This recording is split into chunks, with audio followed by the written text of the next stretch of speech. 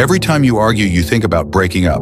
That's actually a trauma response. When your partner does something that upsets you, your first instinct might be, maybe we should just end this. That thought often comes from emotional wounds that haven't fully healed. You might be overly reliant on how your partner reacts, treating them like a precision instrument and expecting every response to perfectly meet your needs. Like when you're excited to share something, you want them to immediately reply with a cheerful emoji.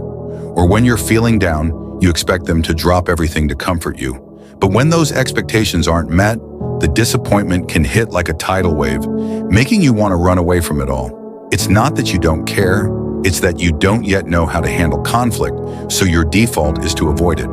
People with a more secure emotional foundation respond differently. When cracks appear in the relationship, they stick around and say, "Let's talk about this." They face the tension head on and try to work through it. But for someone who's been hurt before, it's like tending to a wound that can't be touched.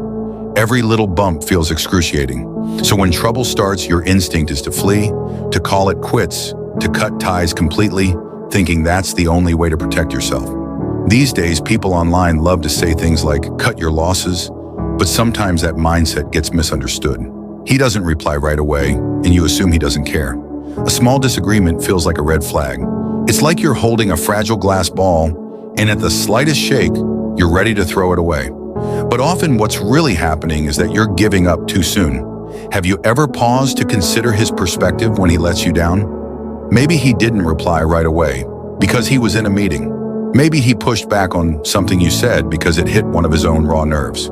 Are you willing to sit down and express how you feel and really listen to how he feels too? Friction in a relationship is normal, like a small boat rocking in the wind.